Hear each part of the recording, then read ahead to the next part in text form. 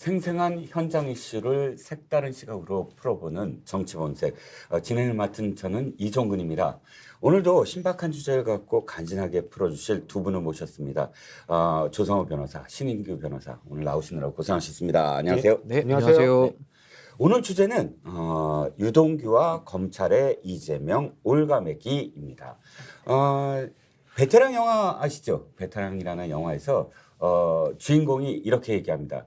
판이 뒤집혀졌어 하고 고함을 지릅니다. 사실 기자들도 마찬가지입니다. 판이 뒤집어질 때가 있습니다. 즉 어느 매체든 진보든 보수든 상관없이 누구나 다 뛰어들어서 단독 경쟁을 벌이는 것이 이제 판이 뒤집어졌다라고 표현할 수 있겠는데요. 바로 지금 유동규와 관련해서 단독 기사가 매일 쏟아지고 있습니다. 그래서 아마 매일같이 유동규 씨가 오늘은 무슨 얘기를 했는지 뭐 이렇게 파악하는 그런 기자들이 많아지고 있고 또 독자들도 궁금해하고 있습니다. 과연 유동규 씨는 무슨 의도로 매일같이 저렇게 폭로를 하고 있는지 그것부터 한번 살펴보기로 하죠. 자, 신인규 변호사, 유동규 씨는 지금 어떤 심정으로 저렇게 매일 폭로를 하고 있는 걸까요? 예, 저는 조성호 변호사고요. 죄송합니다. 저도 깜짝 놀랐습니다. 신인규 변호사 그러고서는 이쪽으로 바라보는. 일단은 충분한 대가를 얻었죠. 이제 10년 이상, 최소 10년 이상의 형의 선고가 예정돼 있는 사건으로 기소된 사람이 아주 이례적으로 1년 만에 구속 상태에서 풀어졌어요. 그러면 검찰이 구속 안 하고, 그러니까 구속을 하고 재판할 수 있는 방법이 없어서 그랬냐? 그렇지 않습니다. 별건 사건들이 굉장히 많았고 이런 중대범죄 사건의 피고인의 경우에는 관련 사건 영장에 구속 기한이 만기되면 별건 사건으로 구속을 이어가는 게 보통입니다. 심지어 전직 대통령이셨던 박근혜 대통령에 대해서도 끝까지 검찰은 풀어주지 않고 별건 구속으로 이어가면서 재판이 확정될 때까지 구속 상태를 유지했거든요. 그럼에도 불구하고 갑자기 진술이 바뀌고 난 채 보름도 되지 않은 시점에 이제 구속기간 만기라는 이유로 풀려나왔기 때문에 본인에게는 이 추운 겨울을 그 구치소의 차가운 냉방에서 지내지 않고 따뜻한 방에서 가족과 함께 보낼 수 있는 혜택을 누렸다고 볼 수 있습니다. 네, 그렇군요. 자, 신인규 변호사는 어떻게 생각하세요? 예, 뭐 사실 유동규 씨라는 인물 자체가 이제 많은 분들께서 이제 하도 오래돼가지고 좀 기억이 가물가물하실 수 있는데요. 이분이 최초의 대장동 사건 나왔을 때 제일 먼저 이름이 나온 이제 핵심 키맨입니다. 당시에 이재명 당시 대표가 이제 후보였는데 그때 이제 유동규라는 인물에 대해서 그냥 일개 직원이다 이런 식으로 얘기를 했었다가 당시에 이제 유동규라는 인물이 좀 주목을 받으면서 옛날 재건축 리모델링부터 같이 했다. 그래서 성남시에서는 도시개발공사의 기획본부장을 하면서 당시에 이제 U2, U1 이렇게 불렸는데 유한기 씨가 이제 안타깝게 생을 마감을 하셨고 이제 유동규라는 사람이 U1으로 이제 불렸던 사실상 도시개발공사의 사장을 대신할 수 있을 만큼의 영향력을 가졌던 인물이라고 합니다. 그래서 사실 이분이 성악 전공하셨고 뭐 어떤 그런 쪽에 전문성이 있느냐 싶었는데 그만큼 이제 측근 아니었냐라는 이제 의심을 받았던 거고요. 그러다가 이제 경기도지사가 되셨는데 이재명 지사 시절에 이분이 관광공사 사장을 합니다. 그래서 경기관광공사 사장까지 임명을 했던 사실상 가장 알짜배기 공기업에 이제 임명을 했던 분인데 어떻게 그런 사람을 일개 직원으로 표현할 수 있느냐 이러면서 이제 사실은 처음에 주목을 받았었고 이분이 그때 당시 이제 수사관들이 닥쳤을 때 폰을 바깥으로 던져가지고 이제 그 폰이 발견되면서 이제 구속이 그때 당시에 됐었고요. 그랬는데 이분이 이제 수감 생활 한 1년 하면서 처음에는 이제 대선도 있고 하다 보니까 아마 진실을 잘 밝히지 않았던 것 같습니다. 왜냐하면 본인들이 패밀리 관계이기도 하고 또 이제 대선에서 이겼을 때는 뭐 본인에게는 안 부는 것이 더 유리했을 거라고 생각을 했을 수도 있는데요. 이제 지금 정권이 바뀌고 나서 수사가 진행되다 보니까 이분이 심경의 변화를 일으켰고 지금 상당 부분 많은 내용들에 대한 금전적 거래 내지는 대장동과의 그런 있었던 숨겨졌던 비화들에 대해서 많은 부분을 지금 진술한 것으로 좀 알려지고 있어서 저는 앞으로는 이재명 대표 측근들에 대한 수사가 더 가속화될 것이다. 저는 이렇게 내다보고 있습니다. 그렇군요. 이거 지금 제가 조성호 변호사가 말씀하신 부분에 대해서 일단 신인규 변호사한테 하나만 더 여쭤볼게요. 별건 수사 있지 않습니까? 네. 별건 수사가 별건 수사로 해서 구속 기간을 연장한다라는 것이 과연 근데 인권적인 측면에서는 맞는 것인가라는 얘기가 굉장히 많았기 때문에 또 이제 민주당에서도 별건 수사를 금지해야 된다 해서 사실상 그 검수완박법에 별건 수사와 관련된 부분도 좀 기재돼 있는 걸로 알고 있거든요. 이 부분은 제가 한 말씀 드릴게요. 네. 일단은 별건 구속 자체, 별건 수사, 별건 구속이 있는데, 그러니까 별건 수사 자체를 별건으로 하는 것이고, 구속은 그렇게 별건으로 수사된 사건을 가지고 이제 추가적으로 구속이라는 인신 구속에 제한을 주는 거죠. 네. 근데 이 별건 수사, 별건 구속 자체를 갖다가 뭐 다 금지하거나 그런 법안이 올라온 적은 없고요. 네. 관련 사건이라는 이름으로 여전히 수사가 가능하게끔 되어 있습니다. 그다음에 두 번째로 별건 수사, 별건 구속 바람직하지 않죠. 근데 이미 별건으로 진행된 사건으로 수사의 결과물이 나왔다면 그걸 회피할 수는 없습니다. 그리고 이제 이런 중대 범죄 사건의 경우에 풀어줄 수 없는 이유가 여러 가지인데 뭐 국민 정서도 물론 있겠죠. 그렇지만 이제 이른바 도주 우려 내지 그러니까 피의자 신병 확보죠. 도주는 이제 신병 확보 때문에 그렇습니다. 재판을 계속 진행하기 위한. 그다음에 두 번째는 그 증거인멸 우려거든요. 근데 증거인멸 우려는 이미 이제 여러 가지 이제 자백도 하고 있는데 무슨 의미가 있냐? 맞아요, 맞습니다. 근데 도주 우려는 여전히 있는 거예요. 중형 선고가 예상되는 피고인에 대해서 도주 우려가 있다고 보는 것이 이제 기존의 그 판례 해석입니다. 근데 심지어 전직 대통령이라면 어떨까요? 도주 우려가 없잖아요. 그럼에도 불구하고 국민 정서 등을 고려해서 계속 구속을 이어갔던 거예요. 근데 이 사건의 경우에는 국민 정서를 봤을 때 풀어주는 게 맞을까요? 당연히 구속 상태로 재판하는 게 맞고요. 그 다음에 그 도주의 우려 있죠. 이분 갑자기 어디서 어느 순간에 잠적할지 모르는 분이에요. 그러니까 그렇기 때문에 왜냐하면 최초에 체포당할 당시에도 갑자기 병원에 입원한다고 하면서 뭐 이렇게 인신구속에 그걸 회피하려고 하는 시도가 있었거든요. 그렇기 때문에 이분의 경우에는 별건 구속을 한다고 해서 아무도 이상하게 생각하지 않는 사건입니다. 그렇군요. 확실하게 민주당 진영에서는 이 사람은 감옥에 계속 있어야 될 사람이네요. 아니 그게 아니라 민주당 진영 여부를 떠나서 이런 방식으로 검찰이 딜을 한다는 오해를 받지 않기 위해서라도 오히려 통상의 방식대로 수사가 진행됐어야 되는 게 맞다는 거죠. 검찰이 질문할게요. 네. 검찰이 구속을 연장하려고 위례 그 개발과 관련해서 병합 심사해달라고 재판부에 넣었는데 재판부가 그것을 병합을 거부해서 구속 연장이 안 됐다 이런 게 나왔거든요.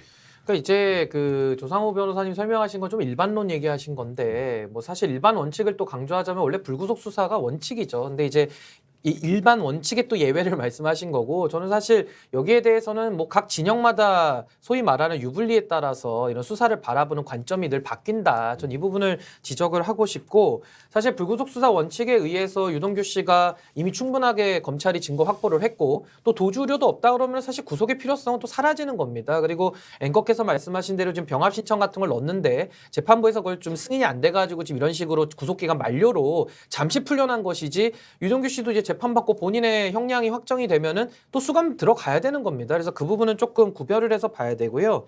지금 말씀하신 대로 재판 진행 중이기 때문에 검찰도 재판의 주체로서 참여는 하지만은 결국 피고인도 있는 거 아닙니까? 3주체가 재판을 하는 것이고 결국 법원에서 모든 것을 평가를 합니다. 그래서 구속 여부도 사실 검찰이 신청하지만 법원에서 허가해주지 않으면은 구속영장이 안 나오는 것이고요. 뭐 압수수색도 다 마찬가지입니다. 법원의 그 심사 속에서 이제 결정을 통해서 이루어지는 것이고 아까 말씀하신 대로 유동규 씨의 이런 태도 변화에 대해서 이제 법률 적용 면에서 뭐가 유리하기 때문에 유동규 씨가 뭐 태도를 바뀐 거 아니냐 뭐 이렇게 보시는데 저는 이렇게 보는 게요.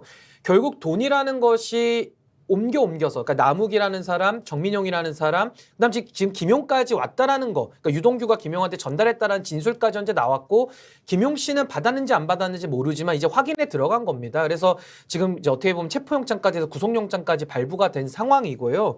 결국 법률 처분과 적용은 공소장을 봐야 알겠습니다만은 결국 검사가 그거는 판단하는 거 아니겠습니까? 그리고 검사가 어떤 법조를 적용했다고 해서 그 범죄가 성립하는 것도 아닙니다. 결국 판사가 증거에 의해 가지고 최종 판단을 내리는 거거든요. 근데 당시에 지금 유동규 씨가 정치자금법으로 적용받는 것이 본인에게도 유리하기 때문에 지금 진술을 바꾼 거 아니냐 이렇게 말씀하시는데 오히려 반대로 보면은 유동규 씨가 그전에는 이재명 대표 측 사람이었기 때문에 그쪽에서 회유를 받고 여러 가지 너 입 다물어라. 그래야지 서로 우리가 산다. 이러면서 뭐 죄수의 딜레마 상황 속에서 오히려 서로 은폐했을 수 있거든요. 근데 지금의 상황에서는 유동규 씨가 나와서도 인터뷰하는 거 보면은 자긴 좀 이제 진실 좀 말하고 싶다. 그리고 오히려 이러한 정치권하고 거리를 두면서 그냥 죄값 있는 대로 좀 받자. 이렇게 얘기하고 있기 때문에 한번 그 진술의 신빙성 여부를 검찰이 좀 판단하면서 전 이 부분은 수사가 더 진척이 이루어져야 될 것이다. 이렇게 봅니다. 제가 뭐 한 가지 말씀드리고 싶은 건 지금 수사팀에 있는 그 수사를 주도하고 있는 사람 중에 한 사람은 이미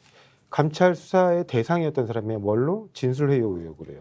근데 그런 분이 지금 수사를 하고 있어요. 근데 본인의 그 감찰 그러면 조사가 제대로 이루어졌음에도 불구하고 다 혐의를 벗어가지고 하는 것이냐? 아닙니다. 지금의 윤석열 대통령이 검찰총장이던 시절에 자신이 아끼는 후배 검사라는 이유만으로 감찰 조사를 다 중단시켰어요. 그런 사람이 이 이른바 그런 오염된 손이 하는 수사에서 굉장히 의심스러운 사정들이 보인다는 겁니다. 갑자기 이제 구속기간 만료를 풀어주고 그리고 또 거기서 말장난이 들어가요. 이른바 병합 신청했는데 안 받아줬다. 이거 말장난이에요. 왜냐하면 병합 신청한다고 해서 병합된다고 계속 구속 상태로 가는 게 아닙니다.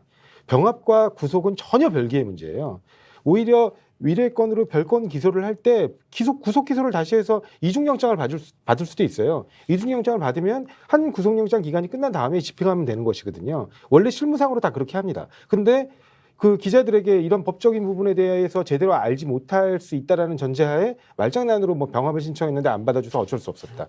병합과 구속이 무슨 상관입니까? 그러니까 이런 방식으로 계속 거짓말식으로 변명을 하면서 정말 의심스러운 내용들로 이 수사가 진행되고 있기 때문에 그 부분에 대한 문제점을 지적하고 있는 것이고요. 지금 감찰이라고 얘기한 건 한명숙 총리 건 맞습니까? 맞습니다. 예. 그 건이 그렇게 또 감찰이라고 불리는군요. 예, 그때 아니요. 그때 당시에 이문정 그때 당시 감찰관이 직접 감찰과 수사를 진행하려고 했다가 그 어미중 검사에 대해서 그게 진행이 안 됐어요. 그래서 결국에는 그 부분 가지고 계속 이제 옥신각신 하다가 결국 공소시효 만료로 끝났던 사건입니다. 그러니까 그 부분은 있는 것이고요. 그다음에 지금 뭐 아까 말씀하신 것 중에 누구죠? 유동규 씨가 뭐 일개 직원이었다. 일개 직원이에요. 왜냐하면 유동규 씨 지금 발언만 봐도 알아요. 계속 이재명을 얘기하고 있지만 그래서 이재명 씨하고 직접 뭐 이렇게 돈이 있느냐? 몰랐을 리 있냐? 처음에 그랬다. 아니, 몰랐을 리 있냐가 돈을 건네갔다라는 걸 알았을 것이다라는 추측이냐? 그건 또 아니다라는 거예요. 계속 그러니까 이재명 그 대표하고의 직접적인 접촉점은 전혀 없었던 사람인 걸 스스로 지금 이렇게 폭로하고 있는 상황에서도 이제 부인할 수 없는 거거든요. 그러면 잘 모를 수 있는 거예요. 그냥 얼굴은 알죠. 그리고 이 사람이 이제 유능하게 성과를 보여왔다고 하니까 쓸 수는 있죠. 그렇다고 그 사람이 돈을 이렇게 불법적인 돈을 수수할 정도의 관계로 굉장히 가깝고 내밀한 사람이다. 그거는 전혀 차원이 다른 문제라고 봅니다. 그러니까 지금 조상호 변호사님 말씀하신 부분은 모든 사람에게는 무죄 추정 원칙이 헌법상으로 적용이 되고 이제 수사가 진행되는 거 아닙니까? 그러니까 네. 이것은 뭐 보복 수사나 야당 탄압 이런 프레임이 아니라 이제 수사를 해봐야 아는 부분이다. 그러니까 혐의가 이제 밝혀지든지 또 무혐의로 나올 수도 있으니까요. 그건 이제 보류한 상태로 하는 게 그러니까 맞을 저희가 것 같고. 보복 수사라고 하는 이유는 한 방향으로만 진행되기 때문이에요. 예, 제가 한 말씀만 네, 좀 반대쪽은 드리겠습니다. 전혀 진행되지 예, 않습니다. 예. 그래서 그 부분도 좀 이따 더 얘기를 하면 좋겠는데 이게 저는 유사한 형태가 어디서 나오냐면은요. 과거에 그 특검 기억하십니까? 특검 때 일반 특검을 법을 제공을 해서 박근혜 처벌에 대한 특별법을 만들어 특별검사를 했었는데 당시에 검찰에서 그 특별검사 법에 보면요. 피의 사실도 공표하도록 아예 넣어놨습니다. 그러니까 굉장히 무자비한 법이었죠. 아마 지금 민주당의 스탠스로 본다면은 아마 그 법 동의 안 하실 거예요. 근데 당시에는 제 개인적인 생각은 동의입니다. 그러세요? 네. 왜 그거는 또 알 권리 차원에서 되고? 그러니까 보통 그 아니요, 다음에 제 개인적인 생각에서는 피의사실 공표죄라는 게 없어져야 아니 된다고 근데 이제 생각해요. 예를 들자면 조국 수사나 그 이후에 법무부가 했던 행태들을 보면은 본인들이 했던 행태를 다 뒤집어 버리거든요. 그러니까 그런 부분은 제가 모순점을 말씀드리고 조상호 변호사님 소신하고는 맞다고 하니까 이 부분은 더 이견이 없을 것 같고요. 근데 어쨌든 그런 식으로 문재인 정부하에서는 특수부를 상대방을 수사할 때는 늘렸다가 또 본인들 수사할 때는 줄이고 이제 이런 것들이 있었기 때문에 이건 똑같은 이제 지적을 드리는 거고 제가 하고 싶은 말은 뭐냐면은 지금 유동규라는 지위가 당시 특검법을 통해서 특별검사 당시 수사팀장이 윤석열도 팀장이었죠. 박영수 특검이었고 그때 유동규 역할을 했던 사람이 장시호입니다. 장시호가 이제 최순실 씨의 조카로 되는데요. 이분이 이제 같이 하면서 핵심적인 역할은 아니었지만 밑에서 다 봤던 사람이거든요. 그러니까 이분이 입을 열게 하다 보니까 그때 당시에 장시호 씨 별명이 뭐였는지 아십니까? 특검 도우미였어요. 그러니까 특검을 적극적으로 협조하고 하면서 아마 형량에 좀 영향도 있었을 겁니다. 아무튼 구형을 할 때 검사들이 재량이 있다 보니까 좀 약하게 했을 수 있습니다. 추가 기소도 안 했던 걸로 알아요. 예, 그러니까 그런 식으로 해서 사실 국정농단이라는 범죄의 큰 틀을 다 완성을 한 겁니다. 당시 박영수 특검, 윤석열 수사팀장, 그리고 민주당과 국민의당과 이제 그때는 뭐 새누리당인가요? 해서 합의를 해서 만든 특검법에 의해서 진실을 밝힌 건데요. 제가 말씀드리고 싶은 것은 그때 당시에 장시호를 특검 도우미로까지 여기면서 이런 식으로 유동규 씨와 비슷한 처우를 해가지고 진실을 밝혔거든요. 그때 이제 저희 진영, 새누리당이나 저희 진영에서 그 특검 오염됐다 이런 말 안 했습니다. 당시 특검이 뭐 오염된 칼이다 이런 얘기 안 했거든요. 그러니까 제가 지금 말씀드리고 싶은 것은 지금도 수사의 과정 속에서 유동규라는 키맨을 놓고 여러 가지 검찰이 수사 과정 속에서 여러 지금 절차를 밟아가고 있는데 미심쩍다고 해서 이거 검찰 자체를 못 믿겠다. 또 오염된 칼이다. 이렇게 얘기를 하면은 과거의 특검을 예를 들었어도 그럼 장시호 씨를 그렇게 대우했을 때 오염된 특검이다. 이렇게 말을 했었어야 되는데 그러지 않았거든요. 그러니까 저는 공직사회에 대한 신뢰를 바탕으로 우리가 수사를 좀 지켜보고 해야지 여기에 대해서 어떤 행태 하나하나를 꼬리를 잡아가지고 이거 미심쩍다. 이거 오염됐다. 이렇게 하는 것은 조금 성급하지 않느냐. 저는 이렇게 봅니다. 저는 이게 전혀 다른 문제예요. 왜냐하면 그때 당시에 특검의 수사팀이 진술 회유 의혹이나 거짓 진술 조작 의혹이라든가 이런 걸 봤던 사람들이 있었다면 당연히 오염된 칼이기 때문에 배제해야 된다고 얘기했겠죠. 근데 지금 수사팀에는 그 의혹을 받아서 감찰이 진행됐던 사람이 있는 거예요. 그다음 두 번째는 장시호 건하고 이거하고는 전혀 달라요. 그리고 장시호 씨가 실제로 폭로했던 그 내용들 가지고 전체적인 국정농단의 얼개를 만드셨다고 말씀하셨는데 그것도 사실과 다릅니다. 왜냐하면 실제로 장시호 씨가 관여했던 분들에 대해서는 대부분 무죄가 나왔어요. 나중에 기억하시면 모르겠는데 당시에 그때 최순실에 관련된 내용들을 많이 좀 협조하지 않았었나요? 그러니까 협조를 했는데 그 협조했던 내용들이 최종적으로 그 이분이 관여했던 것 중에 대표적인 게 이제 동계 스포츠센터 그거였는데 그것도 나중에 결국에는 제3자 뇌물이 무죄 나왔어요. 그러니까 이분이 했던 것들에 대한 진술이 물론 검찰 입장에서는 협조자가 있으면 좋죠. 그 부분에 대해서 적극적으로 협조를 받아야죠. 근데 이분에 대해서 이분이 그러면 처음에는 전혀 1년 동안 진술을 안 하다가 갑자기 태도를 바꿔서 진술을 하면서 풀려나와가지고 어떤 혜택을 많이 입었느냐? 혜택 많이 입었죠. 이분은 처음부터 굉장히 이른 시간대에 협조 자세로 돌아섰거든요. 그러니까 이제 뭐 그 시점에 대한 거는 이견이 있겠지만은 유동규의 역할과 제가 비교를 한 겁니다. 아니 두 분 충분하실 것 같고요. 사실 지금 조금 다른 얘기로 돌아왔는데 우리 지금 그 당시에 장시호 씨나 혹은 최순실 농단 사건과 굳이 비교를 하면서 지금의 상황을 이야기하기에는 지금 유동규 씨가 이 수사를 시작하고 재판을 시작하는 어떤 단계이기 때문에 이 수사 진행이나 뭐 결과를 좀 재판 상황을 좀 더 봐야 이렇게 확실하게 좀 비교가 되지 않을까요? 그래서 요 정도로 그쳐도 될 만한 어떤 주제일 것 같습니다. 그런데 이 코너 마치기 전에 하나만 더 말씀을 드리면 일단 김혜영 전 의원이 연 이틀 지금 그 SNS에 글을 올려서 민주당 진영 내에서도 좀 비판이 많지요. 어떻습니까? 김혜영 의원이라든지 당내 목소리가 물론 김혜영 의원처럼 이야기를 하는 사람도 있지만 일부에서는 어쨌든 이게 지금 불안한 거 아니냐라는 목소리가 당내에서 있다는 어떤 보도도 이어지고 있는데요. 근데 김혜영 의원밖에 없어요. 제가 보기에는. 중간에 내부적으로 뭐 다른 얘기들을 왜냐면 아까도 말씀드렸듯이 수사 받는 거 좋습니다. 근데 그 똑같은 논리라면 그때 당시에 어미중 검사는 왜 수사검찰을 그렇게 피하려고 발버둥을 쳤으며 한동훈 장관 같은 경우는 왜 이렇게 그 해당 수사팀의 교체를 요구하면서 본인의 수사를 거부하려고 발버둥을 쳤을까요? 검찰 스스로가 검찰을 못 믿는 거예요. 검찰 스스로가 항상 언제든지 자신이 검찰에 20년 이상 몸담았으면서도 이 사건을 얼마든지 조작할 수 있다라는 그 두려움이 있기 때문에 함부 수사를 못 받았던 것이거든요. 그렇군요. 그래서 자, 그런 김혜영 의원 얘기. 그러니까 그래서 제가 말씀드리고 싶은 건 뭐냐면 지금 김혜영 의원 같은 경우 외에는 다른 의원들 같은 경우는 이게 전방위적으로 이른바 한 방향 민주당을 죽이기 위한 한 방향으로 올인해서 가고 있구나. 그런 부분에서 완벽하게 단합이 돼 있는 상태인데 물론 김혜영 의원 같은 생각을 가지신 분도 있을 수 있어요. 자유롭게 얘기하면 됩니다. 그리고 그 얘기에 따른 그다음에 어떤 결과도 본인이 수용해야 되는 거예요. 왜냐하면 당원들이 그 부분에 대해서 지지하지 않는다고 하면 그 부분에 대한 평가도 수용해야 되는 것이고 그 부분에 대한 결과도 오롯이 본인이 감당해야 되는 것이죠. 그러니까 이런 부분 가지고 뭐 얘기를 했기 때문에 당내 분란이 있다. 지금 단계에서 당내의 어떤 리더십이 흔들릴 정도의 불만이라든가 불안이나 뭐 어떤 그 움직임 같은 거는 전혀 확인되는 건 없습니다. 근데 저는 이 부분에 대해서는 지적을 안 할 수가 없는 게 지금 검찰 자체에 대해서 뭐 조작 얘기도 하시고 여러 가지 위험성 말씀하시는데요. 그 조작하는 검사 있으면 그거 가만 냅둬도 되겠습니까? 가만 냅두면 탄핵을 안 되죠. 하든지 네. 아니면 그 검사는 구속시켜야 되는 거 아닙니까? 네, 그럼요. 근데 그러니까요. 검사가 제 검사를 말은- 수사하지 못한다는 거예요. 그러니까 제 말씀, 저 공수처도 있고 뭐 검사 수사할 수 있는 기관이 많은데요. 아니 그때 당시 이문정 검사가 수사하려고 했는데 예, 근데 막았잖아요. 제 말씀 한번 들어보세요. 네. 그러니까 저는 이게 참 권력이 민주주의가 좀 위대하다고 보는 게요. 참 권력을 바꿔서 집권하다 보니까 이게 모순에 빠집니다. 그러면은 조상호 변호사님 논리대로 하자 그러면은 문재인 정부 하에서의 검찰은 그러면 믿을 수 있습니까? 잘못된 부분이 그러니까 있죠. 못 믿잖아요. 근데 못 있습니다. 믿지만 네. 당시에 그 못 믿는 검찰이 상대 진영에 대해서는 엄청난 칼을 휘둘러가지고 그게 지금 대통령이세요. 그러니까 보수 인사들이 근데 그 임명하신 분들은 문재인 정부 아, 아닙니까? 그러니까 지금 이게 다 대통령이시잖아요. 엮여 있거든요.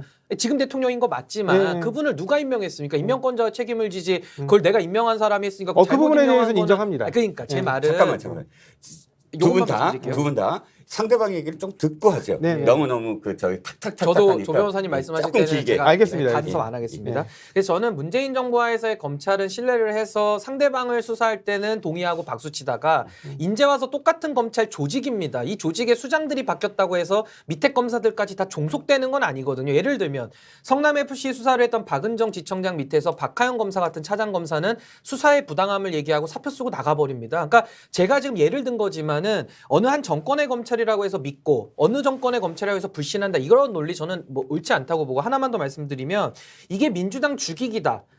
아니 민주당 죽이기가 성립할 수 없는 게요. 집권하고 나서 어떤 의혹이 만들어져서 나왔다 그러면 전 동의할 것 같아요. 근데 그게 아니라 이 논란에 대해서는 2015년도부터 거슬러 올라가고요. 대선 때도 내내 수사하라고 얘기했는데 검찰이 수사를 안 했기 때문에 여기까지 온 겁니다. 그럼 영원히 수사 안 해야 됩니까? 그러니까 그럼 언젠가는 수사를 해야 되는데 그게 민주당 죽이기가 연결된다는 것은 민주당이 스스로 이재명 의원을 대표로 뽑았기 때문에 본인들이 공동명체가 된 것이고요. 그렇기 때문에 그렇게 보일 수는 있겠으나 이게 민주당 죽이기로 접근해서는 영원히 진실을 밝히지 말자는 얘기로 들립니다. 그 진실에 대해서는 법정에서 이제 최종적으로 밝혀지겠지만 제가 묻고 싶은 건 왜 그 칼이 한 방향이냐는 거예요. 지금 민주당에 대해서만 의혹이 있나요? 오히려 더 큰 의혹을 윤석열 자신과 그 배우자, 그다음에 그 장모 받고 있어요. 뭐 윤석열 대통령 자신의 문제는 불소추 특권이라는 헌법상 특권이 있기 때문에 보호된다 하더라도 나머지 부분에 대해서 얼마든지 수사가 가능한데 지금 보세요. 심지어 배우자에 대한 지금 주가 조작 의혹에 대해서는 2년 넘게 처분조차 안 하고 있어요. 그 내부적으로 엄청난 갈등이 있다는 얘기예요. 이게 정상적인 나라가 아닌 거죠, 이렇게 되면. 글쎄요. 제가 생각하기에는 이거 다시 한 몇 년 전에 공청문회장으로 다시 돌아가면 검찰총장 청문회 때 네. 윤석열 청문회 때 김진태 의원이 이거 제일 먼저 얘기했거든요. 네. 야당에. 그때 김종민 의원을 비롯해서 모두 다 네. 어떻게 얘기했냐면 도이치모터스 사건은 이미 다 경찰에서 무혐의 됐고 검찰도 들여다봤다라고 이야기했거든요. 네네. 예, 예. 그럼 그때 당시에 문재인 정부의 어쨌든 그럼 제가 역으로 묻고 싶어요, 사회자님께. 여권들이 다 왜냐면 있잖아요. 윤석열 그 4년 동안의 검찰이죠, 거의. 이제 본인이 중앙지검장과 이제 검찰총장을 했으니까 그때 그 기간 동안에 그러면 그 대장동 의혹 사건에 대해서 왜 제대로 조사 수사 안 했습니까? 그걸 묻고 싶어요. 아니 의혹이 지금 안 대통령이잖아요. 아니 나왔죠. 그때 안 나왔죠. 2015년부터 의혹이 나왔다 그러죠. 아니 그냥 그때 있었던 일인데 아니, 그러니까요. 의혹이 나온 거는 그러니까 2020년 이거는 지금 9월 달에 그러니까 나왔죠. 예를 들면 하나의 사건을 놓고도 여러 각도에서 바라볼 때마다 다른 이미지일 수 있어요. 그건 알아요. 근데 그래서 지금 신인기 변호사님 말씀대로 수사가 이루어져야 된다는 거 충분히 이해합니다. 그 의견에 대해서도 동의하고요. 그러면 반대 방향도 마찬가지로 충분한 수사가 이루어져야죠. 어떻게 224대 빵입니까? 대선 끝나고 224대 빵이에요. 어느 한 진영에 대해서는 224번을 압수수색을 하는데 다른 쪽 진영은 압수수색은커녕 서면 조사조차 이루어지지 않았어요. 이건 이게 비정상이죠. 저도 발언권을 예, 예, 주시면 예, 예. 제가 발언을 좀 하겠습니다. 일단 224대 빵에 대해서는 저는 뭐 그렇게 외견적으로 보일 수 있는데 그 배경을 보시면요. 원래 정권을 잡은 쪽에 로비가 더 갑니다. 물론 야당도 안 하는 거 아닙니다만은 권력 잡은 사람들이 칼을 쥐고 있기 때문에 더 그 비리가 많을 수밖에 없고요. 이제부터는 윤석열 정부 쪽 비리가 나올 겁니다. 이거 수사하는지 안 하는지 잘 지켜봐야 되고 저는 야당이 그 역할 잘 해주셨으면 좋겠고요. 224대 0은 당연한 거죠. 문재인 정부하에서 수사가 안 이루어졌던 것들이 많았기 때문에 그거에 대해서 지금 농축적으로 수사 이루어지고 있다. 첫 번째 말씀드리고 전 특검에 대해서 이렇게 보는데요. 이게 검찰 일반적으로 불신하는 건 저는 아니라고 봅니다. 일반적으로 불신하면 저는 문재인 정부 하에서 검찰이었기 때문에 그거 본인 자가당착이 좀 빠진다고 보고요. 지금 문제가 뭐냐면은 특검이라는 것이 뭐 보약 같은 거 아닐까요? 매일 밥을 먹고 미진할 때 보약 먹으면서 우리가 체력을 회복하는 것인데 매일 보약만 먹고 살 수는 없는 겁니다. 근데 지금 보시면은요. 특검을 얘기하려면은 전 요건이 있어야 된다고 봐요. 수사가 안 이루어지고 있거나 아니 뭐가 좀 미진하거나 이럴 때 우리가 특검을 얘기해야 되는 거 아니겠습니까? 아니면 정당하게 제 이루어지지 발언 않는 걸로 의심되거나. 예, 제가 그 말도 하려고 했습니다. 그러니까 예. 불공정성에 대한 얘기까지 하시는 건데 제 말은 이겁니다. 수사가 안 되고 있거나 미진하면 특검해야 됩니다. 근데 이재명 의혹에 대해서는 지금 수사가 막 이루어지기 시작했어요. 근데 이거를 특검하자는 얘기는 정당한 수사를 막겠다는 걸로 보이는 게 더 큽니다. 그래서 저는 그건 반대하는 것이고 이걸 자꾸 쌍특검 얘기하면서 교환하자고 하니까 이 동의가 안 되는 거고요. 지금 우리 조상호 변호사님 말씀하신 대로 본부장 비리라고 이제 민주당은 이름을 줬던데 본인 빼고 부장 아닙니까? 이 부장에 대해서는 수사가 미진하다고 지금 저는 하는 거에 대해서 일견 타당하다고 봐요. 그럼 거기에 대해서는 그거 특검을 하시면 됩니다. 근데 지금은 이재명 의혹과 쌍특검으로 맞바꾸자는 식으로 나오다 보니까 정당한 수사를 왜 막습니까? 그러니까 국민들이 동의를 못하는 거예요.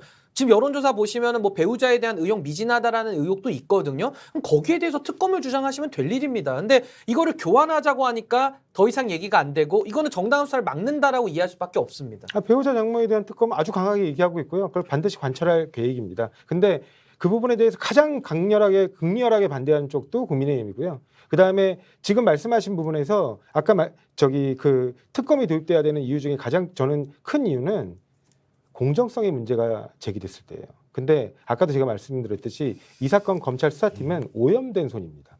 스스로 진술 회유 조작 의혹으로 감찰을 받던 사람이 중간에 감찰 중단이라는 특혜를 받아서 혐의를 벗어난 사람이에요.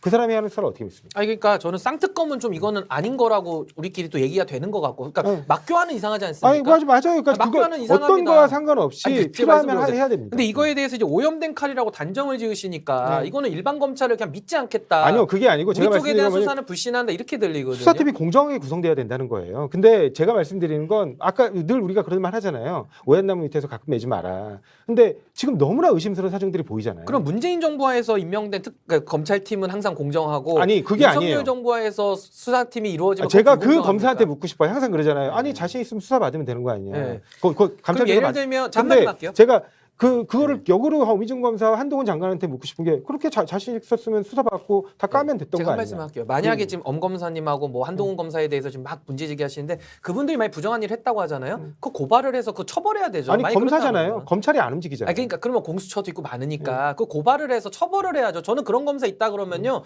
그 대한민국 어떻게 수사받습니까? 근데 그거를 개별적으로 문제 제기를 하시고 검사가 그건 뭐 공수처도 어디서 처벌을 할 문제를 가지고 와서 아 그냥 검찰 다 못 믿겠다, 이거 수사하지 마라, 그냥 특검 가겠다, 이건 논리적 비약으로 들립니다. 자, 두 분 말씀 좀 충분한 것 같죠? 네, 제가 네. 사회자가 이거 밥그릇을 저기 밥값을 안 한다고 지금 시청자분들께서 쭉 지금 말씀을 하실 것 같아요. 막 들려옵니다. 근데 그래도 어쨌든 오늘 이 한 30분 정도 토론이 계속 이어졌습니다. 제가 이렇게 그 개입을 하지 않은 건 어쨌든 두 분께서 충분히 또 말씀을 하시게 만들었고 또 충분히 말씀을 하신 것 같아요. 서로의 의견에 대해서 판단은 시청자 여러분들이 하시면 될 것 같고요. 자연스럽게 두 번째 주제까지 사실 뭉뚱을 해서 다 말씀을 해주신 것 같아요. 뭐 그 검찰 뭐과 관련돼서 특검 말씀까지 해주셨고요.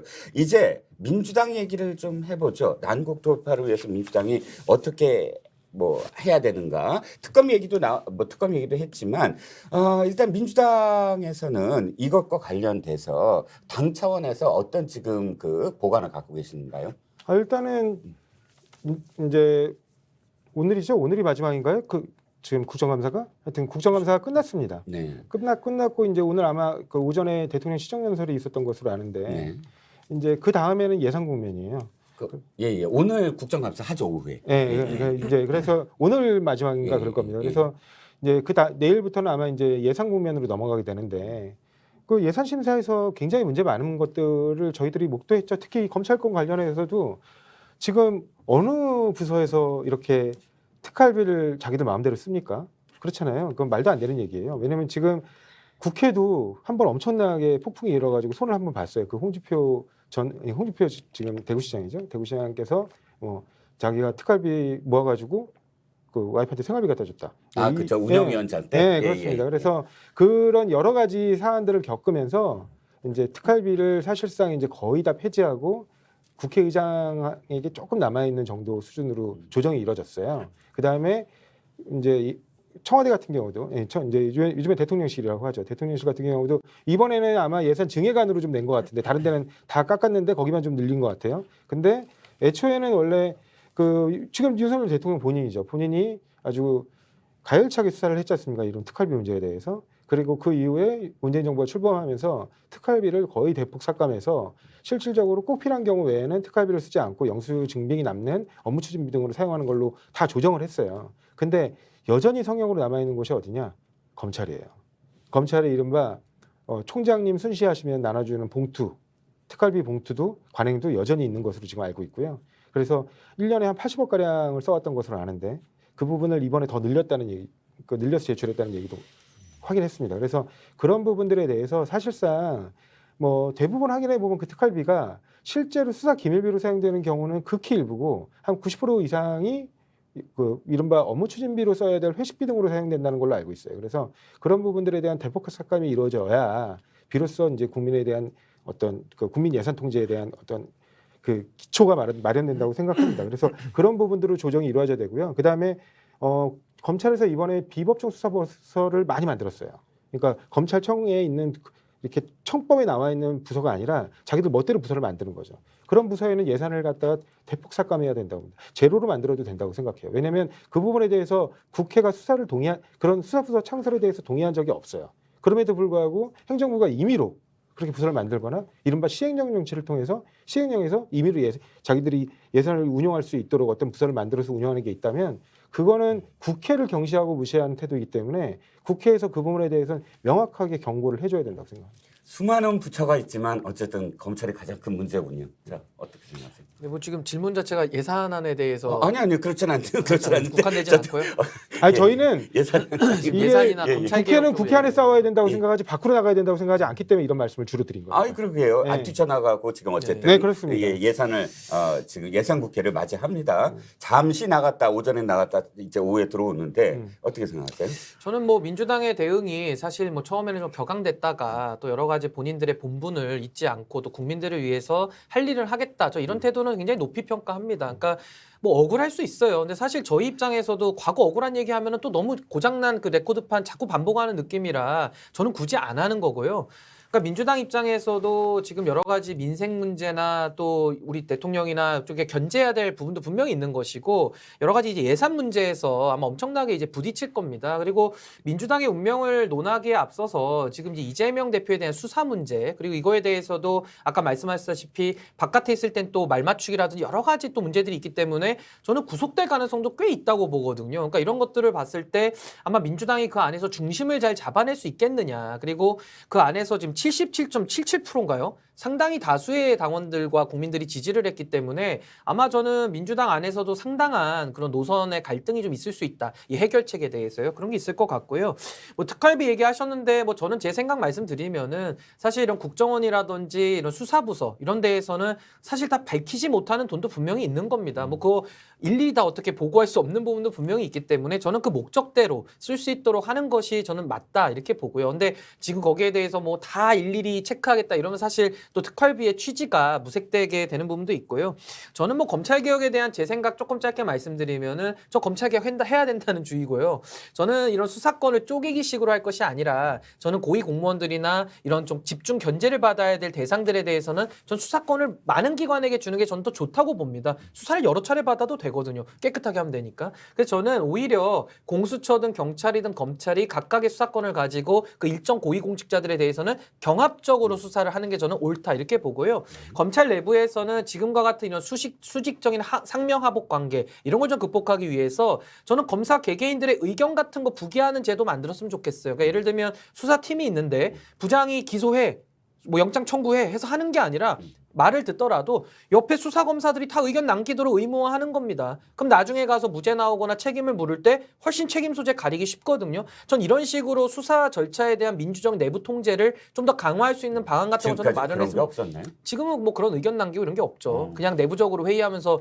위에서 상명하 보고로 해 그러면 하는 거지 싫으면 옷 벗고 나가는 거거든요. 검사동일체? 예, 옷 벗고 나가는 거고 물론 예전 같지는 않습니다만은 저는 이런 식의 좀 제도적으로 검사 개개인의 의견을 좀 존중받을 수 있는 문화 그리고 수사에 대해서도 나중에 가서는 그 책임 소재를 가릴 수 있는 부분 그러니까 이런 것들을 전 좀 했으면 좋겠고 또 하나는 저는 이제 준사법기관이라고 우리 검찰을 부르잖아요. 그럼 전 사법권에 속한다고 봅니다. 그래서 수사 업무나 선관이라든지 이런 좀 중립적으로 해야 되는 부서에서 근무했던 분들은요. 저는 일정 직급 이상들은 전 정치 참여 금지했으면 좋겠어요. 한 5년 정도나 10년 정도 더 이상 공직에 좀 선출직에 진출할 수 없는 그런 제도들을 좀 만들어서 전 정치적 독립성이나 중립성 좀 확보할 수 있는 방안들 전 좀 만들었으면 좋겠습니다. 헌법상의 그 직업 선택의 자유를 아니 뭐 매일 그런 얘기 하는데 그분들 일이나 좀 똑바로 하시지 뭐 맨날 고위직 하다가 정치권에 와가지고 한 자리씩 하려고 해가지고 예를 들면 저는 우리 당이지만은 전 최재형 원장님 같은 케이스 좀 굉장히 안 좋다고 봅니다. 왜냐하면 감사원이 지금 정쟁화된 데에는 역할을 하셨다고 보거든요. 그러니까 전 우리 당이지만은 문제를 삼고요.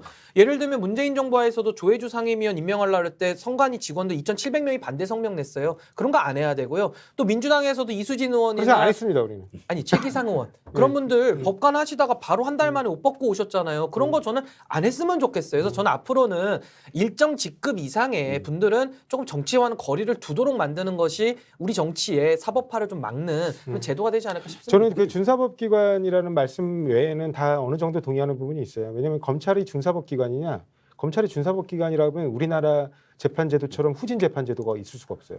왜냐하면 검찰이 직접 수사를 하잖아요. 외국은 안 그렇습니다. 근데 우리는 검찰이 직접 거의 대부분의 수사를 관장하기 때문에 이런 직접 수사를 하는 곳이 준사법기관이다? 그러면 우리는 탄핵제도 재판이 아니라 규문주의 재판이에요. 옛날 그 왕정 시대의 재판을 하고 있는 겁니다. 그러니까 그 정도로 지금 사법이 이 검찰이 오염됐다라는 걸 단적으로 다시 보여주는 사례고요. 그다음에 말씀하신 대로 만약에 그럴 거라면 기소권도 나눠야죠. 그냥 저기 미국처럼 경찰도 기소권 갖고 다 기소권 가지면 돼요. 그러니까 꼭 왜 수사권만 다 나눠갔습니까? 기소권도 다 나눠갔죠. 그래서 뭐 금감원도 경제 문제에 대해서는 기소하게 하고 그럴 그러니까 수 저는 있어요. 이제 뭐 기소권까지 나누자 이렇게 얘기 나오면 근데 제가 말씀드리는 건- 토론이 더 그거는 격화되겠지만 그렇죠. 근데 제가 말씀드리고 싶은 건 결국에는 어떤 방식으로 구조화할 것이냐인데 지금 우리 검찰의 가장 큰 문제점은 사법 통제를 해야 될 지금 말씀하신 대로 준사법기관으로서 본인의 역할을 정립하는 그런 사법 통제를 해야 될 기관으로 남기 위해서는 조금 더 수사와 거리를 둬야 된다. 예를 들면 지금의 검찰은 전체 형사 절차에서 이상하게도 수사에만 왜냐하면 형집행까지 다 검사가 하게 돼 있잖아요. 근데 이상하게 수사에만 본인이 직접 너무 많이 관여해요. 그러면 그런 논리라면 형집행에도 교도관들도 다 자기들이 지휘하고 교도소장도 하고 해야죠. 그렇게 안 하잖아요. 저는 한 말씀만 드리면은 뭐 이거 기소권까지 논쟁하면 너무 주제가 글쎄요. 난리 그렇게 가는데 해서 하나만 좀 줄여주시죠. 말씀드리면 검찰 개혁과 저는 관련된 그러니까 문제가 문제가 아니고. 지금 토론 주제는 아닌데 예, 한 예. 말씀만 드리면 검사가 덮어주는 게 저는 문제라고 보거든요. 그러니까 기소해서 재판 가는 건 문제가 안 됩니다. 그건 판사가 통제를 하기 때문에 문제가 기소 안 되는데 중지권. 뭐 기소 중지라든지 불기소, 그러니까 불기소. 덮어줘 버리는 거. 그러니까 이런 거에 대해서는 뭐 근데 우리는 조작 수사의 경험이 있잖아요. 아니 그래서 역사적으로. 저는 그 부분에 대해서는 시민 통제나 이런 것들 통해서 저는 검사들이 덮어주는 거 못 덮도록 저는 이런 식으로 저는 보완책이 충분히 있다라고 보고요. 기소권 남용도 문제가 예, 있습니다. 그래서 제가 지금 봤을 때 지금 현재 문재인 정부가 가져왔던 이런 검찰 수사권 쪼개기 방식에 이 검찰 개혁 민주당 분들도 많이 반대하시더라고요. 그러니까 이런 방향은 아니다. 거기에만 우리가 동의한다 그러면 앞으로는 조금 더 검찰을 국민을 위해서 봉사하는 쪽으로 우리가 만드는 데에는 여야가 없다. 저는 이렇게 봅니다. 저는 수사권과 기소권을 완전히 나누든지 아니면은 수사권과 기소권을 묶어서 같이 여러 개의 기관으로 쪼개든지. 피디님, 저희 한 1시간 더 해도 돼요. 검찰 개혁과 관련해서는 이 두 분 모시고 진짜 지금부터 이 팔짱 걷고 한번 제대로 근데 문재인 정부의 얘기해보고 검찰 싶어요. 개혁이 잘못됐다는 건 저도 동의합니다. 아니 그러니까 많은 분들이 동의하시더라고요. 네, 그러니까 감소한바? 예, 예. 예.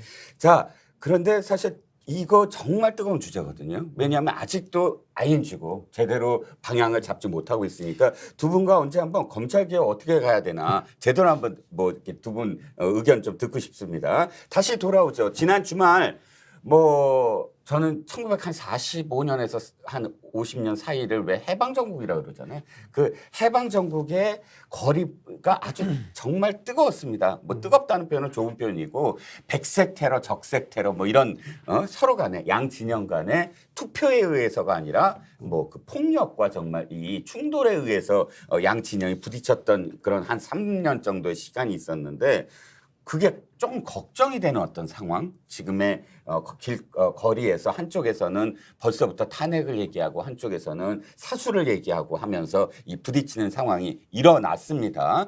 양쪽 두 분하고 좀 이야기를 나누고 싶은 건 어느 쪽이 무조건 옳다 이런 것보다는 현재 정치의 정국이 과연 어떻게 이런 목소리들을 수용하고 어떻게 바뀌어야 되는가 이런 쪽으로 한번 이야기를 나눠봤으면 합니다. 제가 좀 이건 먼저 말씀드리고 네네. 싶은데요.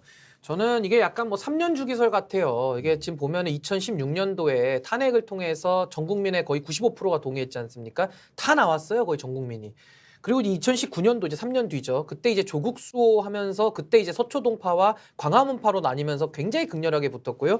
지금 또 3년이 지나니까 2022년도에 또 이렇게 지금 좀 전국 단위에서 이렇게 모여가지고 집회를 하고 있는 것인데 한쪽에서는 윤석열 퇴진을 외치고 있고 또 한쪽에서는 이재명 구속을 외치고 있습니다. 이게 묘하게 대선의 시즌 1, 시즌 2, 지금 시즌 3로 또 넘어가면서 상당히 중도에 있는 많은 국민들은 굉장히 이거에 대해서 지금은 피로감을 많이 느끼고 있거든요. 그래서 저는 사실 이게 굉장히 대한민국의 비극이다라고 저는 볼 수밖에 없고 그런 의미에서 저는 이제 국민의힘 소속이다 보니까 이재명 대표 체제를 저는 원치 않았어요. 왜냐하면 민주당도 잘 돼야 국민의힘도 개혁하고 기득권 양당 담합이 이제 벗어나지는 것인데 이상하게 또 이재명 대표를 계속 뽑더라고요. 그러니까 민주당에서 하시는 거니까 제가 뭐 감나라 배나라 할 수는 없지만은 이렇게 되다 보니 지금 사법 리스크 또 터지죠. 대선의 시즌 3가 되죠. 이게 또 광장으로 지금 3년 주기설이 3번 돌고 있습니다. 그러니까 이렇게 되다 보면은 또 검찰에 대해서 또 개혁 얘기 또 나올 거고요. 이러면 또 5년 동안에 했던 지금 실패했다고 얘기하시 그걸 또 해야 되는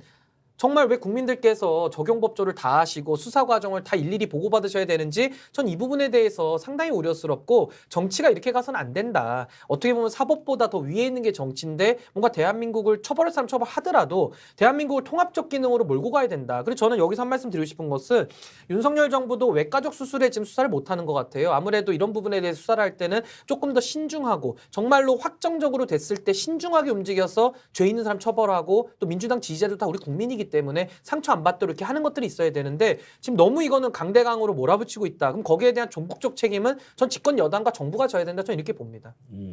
어쨌든 지금 이 지난 주말의 시위는 양 정당이 개입을 한다거나 함께 참여하지는 않았죠. 네, 맞습니다. 예. 당들이 지금 함께 하는 그런 어떤 것보다는 어쨌든 시민, 뭐 양쪽 다 시민 단체에서 주도를 했는데 이것과 관련해서 조성원 저는 변호사 사실은 뭐 국민 여러분들께서 광장에 어떠한 형태로든 나가는 것 자체에 대해서 뭐 이렇게 문제가 있다고 보지는 않아요. 왜냐하면 그거는 본인들의 의사표시를 하시는 거니까요. 네. 왜냐하면 그분들이 어떻게 뭐 권력을 한 줌 쥐고, 물론 그 앞에 뭐 연사로 서신 분들은 뭐 다양한 형태의 권력들을 갖고 있을 수 있어요. 뭐 종교 권력이 될 수도 있고, 아니면 뭐 코인이 많이 팔리는. 네, 뭐 시민단체 권력이 될 수도 있고, 아니면 어떤 실제 어떤 경제적 목적으로 할 수도 있고, 뭐 여러 가지 의도와 목적이 있겠지만 거기에 참여하시는 많은 분들은 각자 자신이 지지하는 어떤 의사를 순수한 마음으로 표현하기 위해서 가신 거라고 저는 생각을 합니다. 근데 유념해 둬야 될 건 저 또한 지금 신인규 변호사님 말씀대로 윤석열만 아니었기를 바랬어요.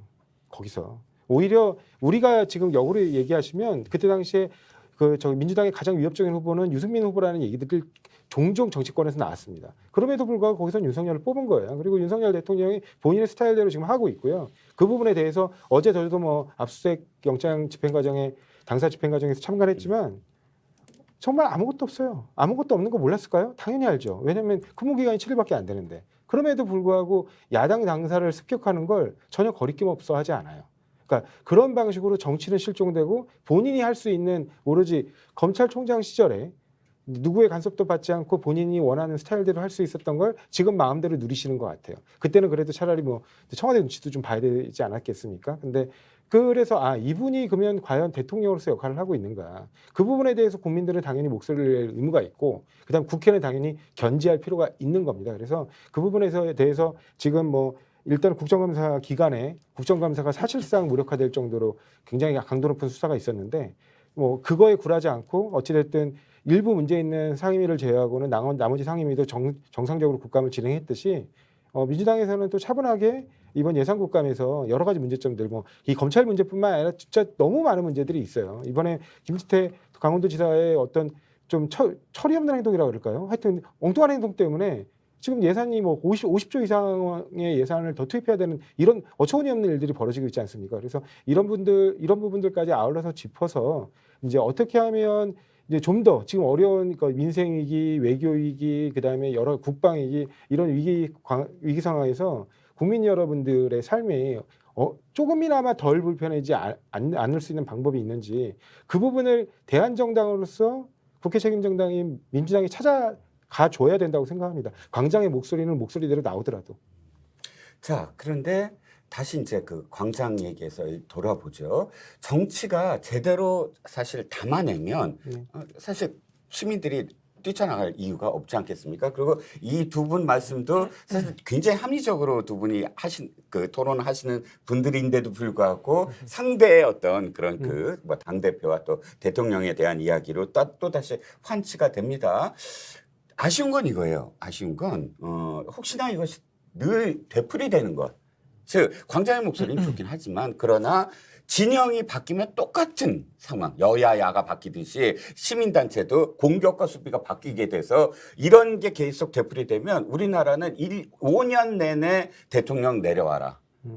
그리고 또 저쪽 거꾸로 당대표 구속하라. 이게 되풀이될 수밖에 없을 것 같아요. 그거를 그러니까 제가 드리는 말씀 두 분한테 정치가 그러면 어떻게 해야 되느냐. 즉 이렇게 평행선만 계속 그어서 가면 어차피 시민들은 자기 생업을 때려치고 대통령 퇴진 우리 당대표 사수 이래야 되는데 이것이 아무리 광장의 목소리가 중요하더라도 파당 정치가 갖는 폐해 같거든요. 그러니까 서로 너무나 비토만 계속 되풀이되면 어차피 진영 바뀌면 그러면 대통령 퇴진 목소리 안 나오고 분명히 또 나오거든요. 그래서 그런 문제로 접근을 해서 여쭤보는 겁니다. 시간이 많지 않지만 2분씩 드릴게요. 이번에는 조성호 변호사.